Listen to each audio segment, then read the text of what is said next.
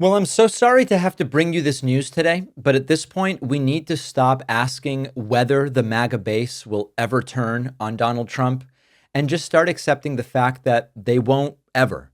Trump could sell American citizens into slavery, cancel elections, declare martial law, invade Canada. His ardent, hardcore followers would say he must have had a good reason to do it. Let's give him the benefit of the doubt. So we no longer are dealing with a political movement. We're dealing with a cult.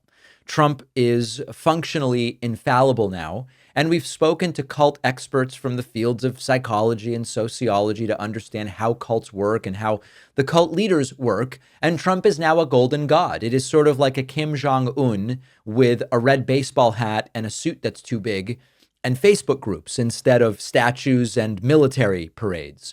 Every action he takes, no matter how extreme or authoritarian or outright nuts, is immediately justified or ignored or reframed as strength by his followers, which are really common characteristics of cults.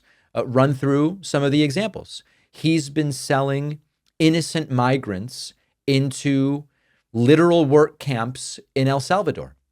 He's arresting green card holders for speech. He's blowing up departments of government with no authority. He's ignoring court orders. He is shaking up the economy, to put it lightly, with tariffs and threats to our allies. He's floating exiting NATO and openly siding with Russia, and really nothing from the base.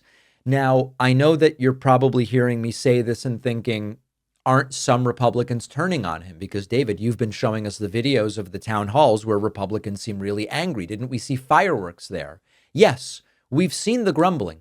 We've seen retirees shouting at their members of Congress over Social Security cuts that they fear and voters demanding answers about health care and inflation. But they're not really turning on Trump. They're mad at their local representatives. They're mad at bureaucracy. They're mad at Congress generically, or maybe they're even mad at Elon Musk. But you think they'd vote for a Democrat over Trump, even given this anger? They still, in many cases, see Trump as an outsider fighting the system, even though Trump is the system at this point in time. It is a classic scapegoat tactic. The pain is real, but the blame is being misdirected at somebody else. And so as long as Donald Trump keeps selling the illusion that he's not the one in charge of the mess, that was Elon, that was your local member of Congress, that was a Democrat governor, as they like to say, they're going to keep eating it up.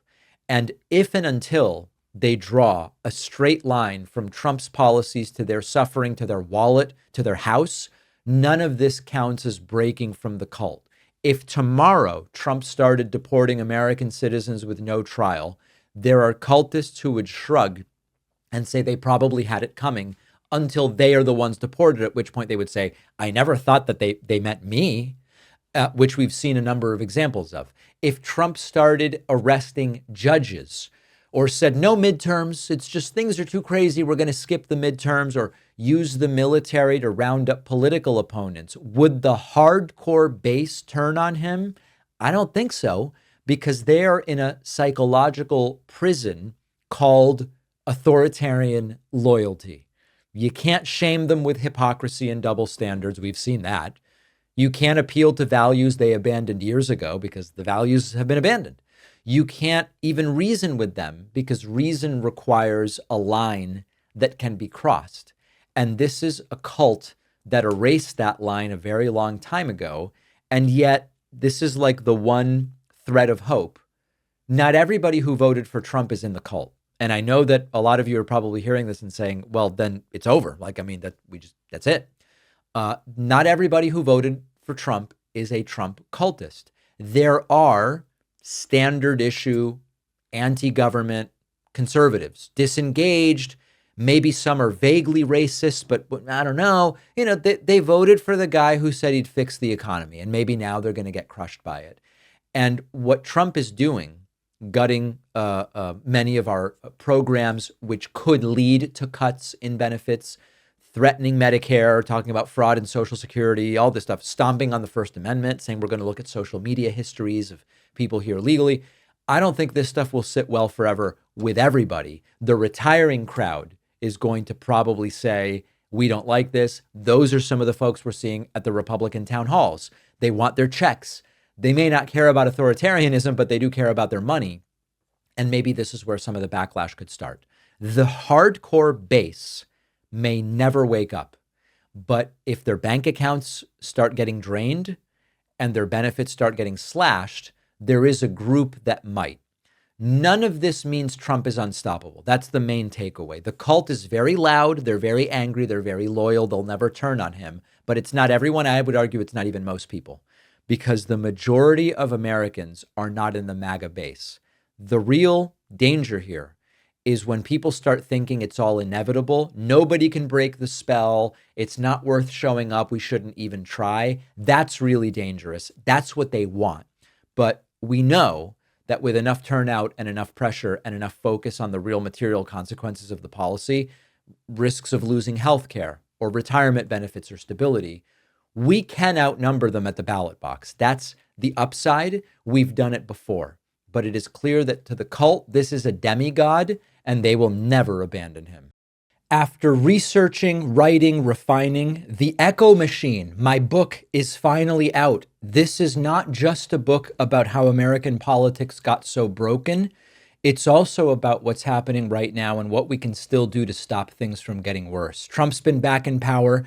The results have been even more catastrophic than many feared, with targeting of political opponents and gutting democratic institutions, laying the groundwork to even further consolidate power. But the thing is that none of this is inevitable. The same forces that brought us here can be countered if we understand how they work and what to do about them. And that's what the Echo Machine is all about. Some say that without corporate media backing, books like this can't succeed.